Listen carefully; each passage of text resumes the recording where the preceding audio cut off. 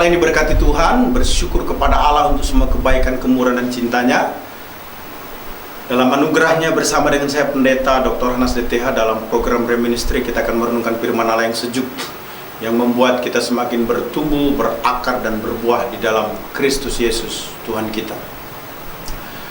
Kata hamba jika dihubungkan dengan kekristenan sangat bernilai positif. Namun yang menjadi kesulitan adalah bagaimana cara sehingga bisa menunjukkan nilai-nilai kehambaan.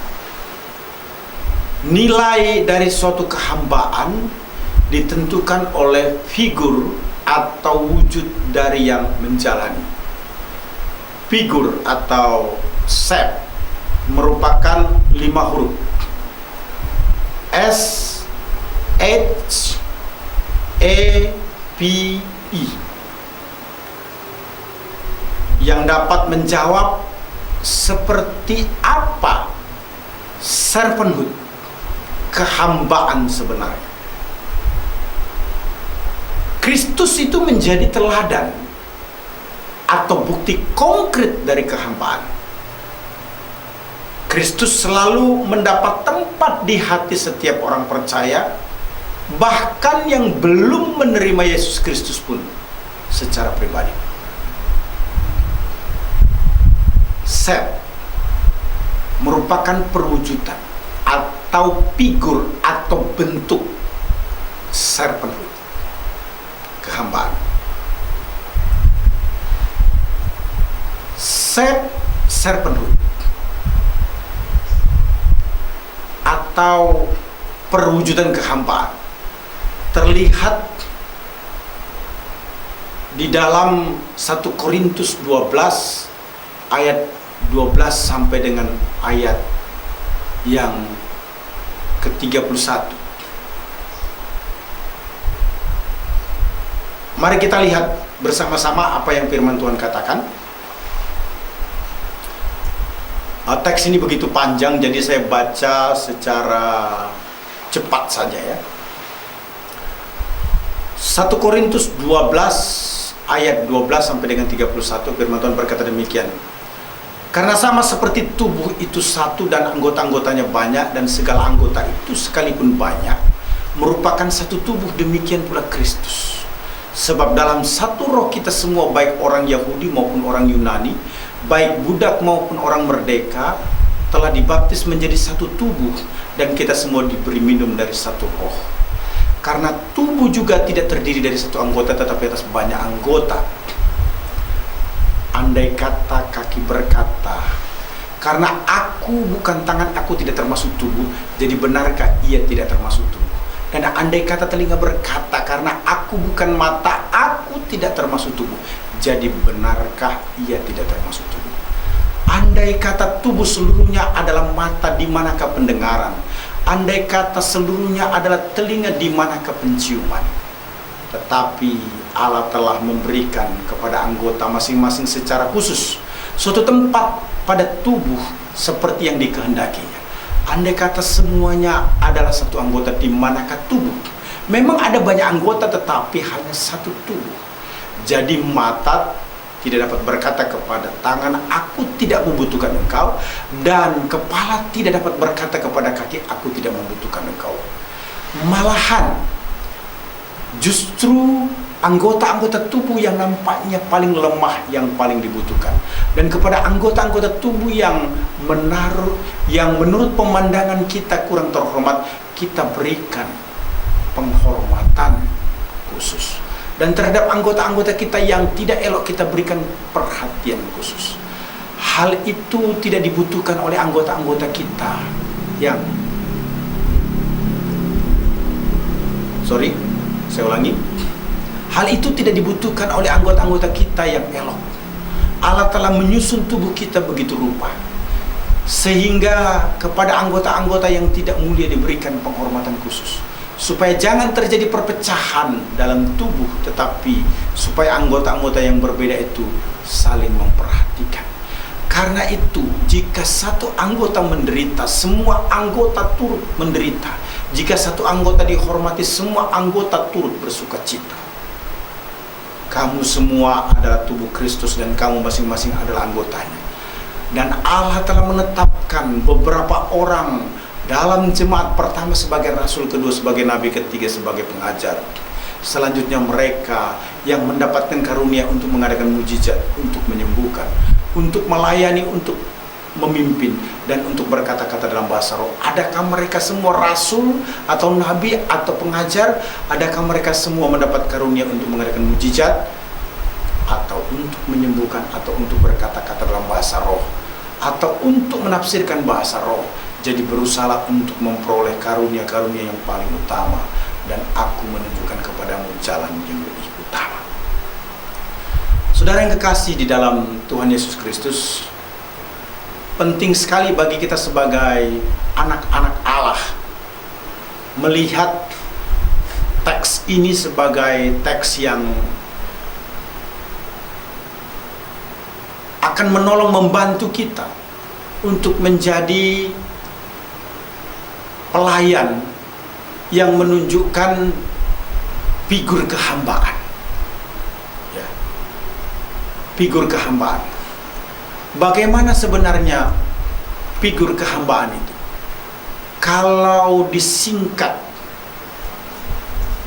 dalam bentuk kata sep, saya ucapkan dalam bahasa Indonesia,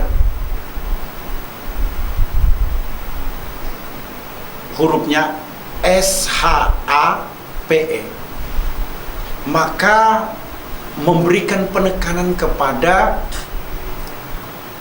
5 hal, bahwa spiritual gift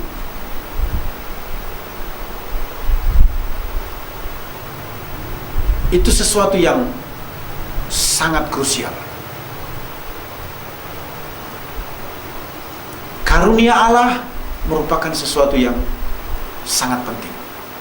Itu bicara S-nya. Kemudian bicara H atau H, hati merupakan hal yang sangat penting. Kemudian E atau A, ability. Kemudian P atau P, personality. Kemudian I atau E, experience. Jadi saya itu bicara tentang spiritual gift pertama, kedua hati, ability, kemampuan, personality, personal, experience, pengalaman. Umat Allah yang diberkati Tuhan Yesus Kristus. Namun kalau kita memperhatikan teks 1 Korintus 12 ayat 12 sampai dengan 31, maka yang disebut dengan figur kehambaan atau servanthood itu dimulai dengan use your spiritual gift. Bicara tentang bagaimana menggunakan karunia rohani. Bahwa setiap orang percaya yang menjadi figur kehambaan dalam pelayanan itu, dia harus menggunakan karunia rohani. Mengapa saudara-saudara? Karena begitu jelas dalam 1 Korintus 12 ayat 27 sampai dengan 30. Kamu semua adalah tubuh Kristus dan kamu masing-masing adalah anggotanya. Dan Allah telah menetapkan beberapa orang dalam jemaat, pertama sebagai rasul, kedua sebagai nabi, ketiga sebagai pengajar. Selanjutnya mereka yang mendapat karunia untuk mengadakan mujizat, untuk menyembuhkan, untuk melayani, untuk memimpin, dan untuk berkata-kata dalam bahasa roh.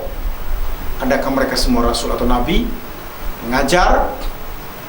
Adakah mereka semua mendapat karunia untuk mengadakan mujizat, atau untuk menyembuhkan, atau untuk berkata-kata dalam bahasa roh, atau untuk menafsirkan bahasa roh?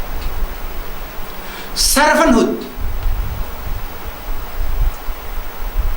pelayan kehambaan, pasti diberi karunia roh. Apakah rasul, nabi, pengajar, mengadakan mujizat, menyembuhkan, melayani, memimpin, berkata-kata dalam bahasa roh. Servanthood pasti tidak ada anggota tubuh yang kesemuanya memiliki karunia yang sama. Artinya memiliki karunia yang berbeda-beda. 1 Timotius 4 ayat 14 memberikan penguatan. Jangan lalai, bertanggung jawab dan sungguh-sungguhlah menggunakan karunia rohani. Jangan lalai dalam mempergunakan karunia yang ada padamu, yang telah diberikan kepadamu oleh nubuat dan dengan penumpangan tangan sidang penatua. Karunia rohani yang diberikan Tuhan harus digunakan secara maksimal atau penuh tanggung jawab bagi kemuliaan Allah.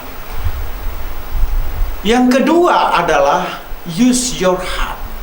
Ini bicara hati. Hati yang satu di dalam pelayanan bagi anggota tubuh Kristus. 1 Korintus 12 ayat 12 sampai 13 berkata, karena sama seperti tubuh itu satu dan anggota-anggotanya banyak, dan segala anggota itu sekalipun banyak merupakan satu tubuh, demikian pula Kristus. Sebab dalam satu roh kita semua, baik orang Yahudi maupun orang Yunani, baik budak maupun orang merdeka, telah dibaptis menjadi satu tubuh, dan kita semua diberi minum satu roh. Servanthood, kehambaan, harus dimulai dari kesadaran bahwa kita satu tubuh, memiliki kesatuan hati karena kita telah dibaptis oleh pekerjaan Roh Kudus, merupakan tanda kita menerima Yesus. Satu tubuh di dalam Kristus berarti kita menembus, menerobos, menghapus perbedaan status sosial, ekonomi, pendidikan, kebudayaan, hobi, kebiasaan, atau bahasa, bahkan apapun, karena kita satu di dalam Kristus. Kita tidak boleh menciptakan adanya perbedaan yang menjadi penghalang melayani. Sebaliknya kita harus sehati sepikir. 2 Korintus 13 ayat 11. Hal yang mungkin berbeda, pendidikan, penghasilan, pandangan, tetapi kita tetap sehati. Kita harus satu hati atau sehati dalam melayani, sekalipun ada perbedaan. Apakah itu sosial, ekonomi, pendidikan, kebudayaan, hobi, kebiasaan, adat istiadat, dan bahasa. Perbedaan itu harus dilihat sebagai kekuatan untuk tetap menghamba kepada Allah. Jangan lupa, use your heart. Gunakan hati dalam pelayanan. Kita harus mampu satu hati, sekalipun kita berbeda. Yang ketiga, use your ability. Gunakan kemampuan Anda. Di mana kita sebagai orang percaya diberi kemampuan untuk skillful dalam pelayanan. 1 Korintus 12 ayat 14 sampai dengan 20 berkata, karena tubuh juga tidak terdiri dari satu anggota tetapi atas banyak anggota. Andai kata kaki berkata, karena aku bukan tangan, aku tidak termasuk tubuh, jadi benarkah ia tidak termasuk tubuh? Dan andai kata telinga berkata, karena aku bukan mata, aku tidak termasuk tubuh, jadi benarkah ia tidak termasuk tubuh? Andai kata tubuh seluruhnya adalah mata, di manakah pendengaran? Andai kata seluruhnya adalah telinga, di manakah penciuman? Tetapi Allah telah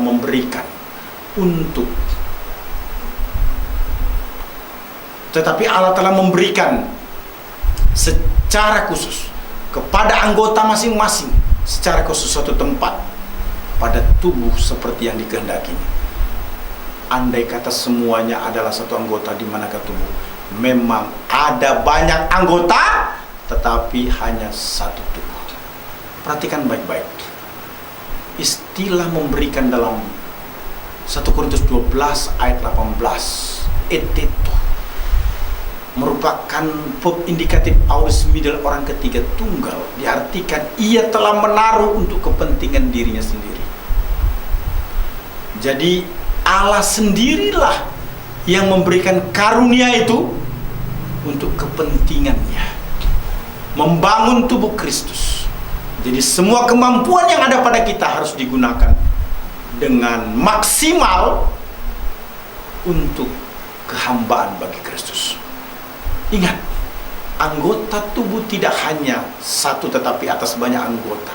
Bahkan Allah memberikan anggota tersebut menjadi sangat khusus, sehingga setiap anggota dipastikan dapat berfungsi sesuai kemampuannya dan tidak ada anggota yang tidak berfungsi atau nonaktif. Matius 9 ayat 37 berkata, tuaian banyak, pekerja sedikit. Namun untuk berfungsi dengan maksimal, kita harus dilengkapi. Kita harus melengkapi diri untuk menjadi efektif atau berfungsi. Nah, setiap pemimpin harus melihat ini dengan baik. Petrus yang dinilai oleh orang tertentu berhasil maksimal harus dipahami telah banyak belajar langsung dari Tuhan Yesus. Kita harus selalu memberikan yang terbaik dalam pelayanan, pekerjaan, keluarga, dan lingkungan, sebab upaya maksimal dari kemampuan keahlian yang bisa kita kerjakan itu menjadi kehendak Allah atas hidup kita. Kita harus memberikan yang terbaik secara maksimal supaya orang lain diberkati. Yang keempat, use your personality. Ini bicara tentang personality kita, bicara tentang sifat kita, bahwa kita harus memberikan apresiasi kepada setiap orang.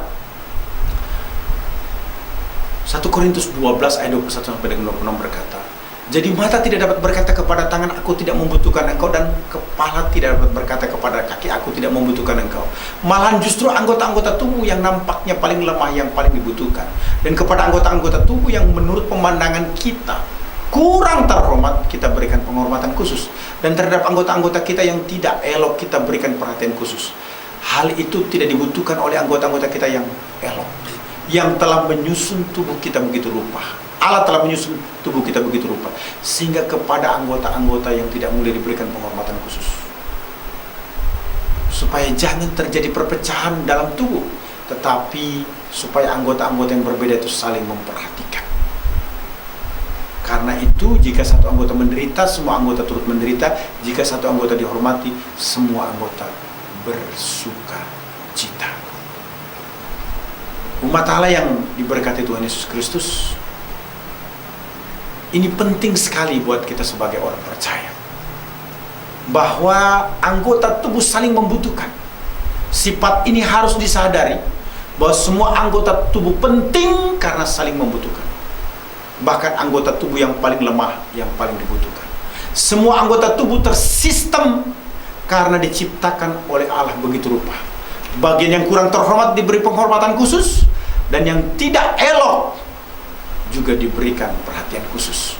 Bahkan anggota tubuh yang kurang mulia diberi penghormatan khusus, supaya terhindar dari perpecahan, supaya saling memperhatikan, supaya tetap ada dalam kebersamaan. Sifat pelayan servanthood adalah tidak mengenal pelayan one man show atau superstar. Melayani sendiri seperti bintang, seperti dewa, sehingga harus dikultuskan, melainkan teamwork, sebab sasaran pelayanan kita adalah seluruh dunia. Sifat kita sebagai servanthood harus saling bekerja sama. Sifat kita sebagai servanthood harus bekerja sama, menjadikan kita bisa saling memberikan penghargaan, apresiasi, atau penghormatan terhadap rekan dalam pelayanan, pekerjaan maupun keluarga. Yang kelima, yang terakhir, use your experience. Bicara tentang pengalaman dari 1 Korintus 12 ayat 31, ternyata adalah kasih. Jadi berusahalah untuk memperoleh karunia-karunia yang paling utama, dan aku menunjukkan kepadamu jalan yang lebih utama lagi. Usahakanlah memperoleh karunia yang paling utama, dan Paulus menunjukkan jalan atau kunci yang paling utama untuk mencapai karunia itu, yaitu kasih. Servanthood dalam pengalaman melayani harus mengedepankan kasih di atas segala-galanya. 1 Korintus 13 ayat 3. Karunia atau kemampuan yang tinggi dapat digunakan dalam pelayanan akan semakin menjadi berkat bila dilakukan dengan kasih Kristus. Serpenuh. Wujud kehambaan dalam hidup orang percaya terjadi karena kita melayani dengan menggunakan karunia rohani. Hati yang menyatu, kemampuan atau keahlian yang maksimal, memiliki sifat yang menghargai sesama pelayan, dan menerapkan kasih dalam pelayanan. Tuhan Yesus memberkati.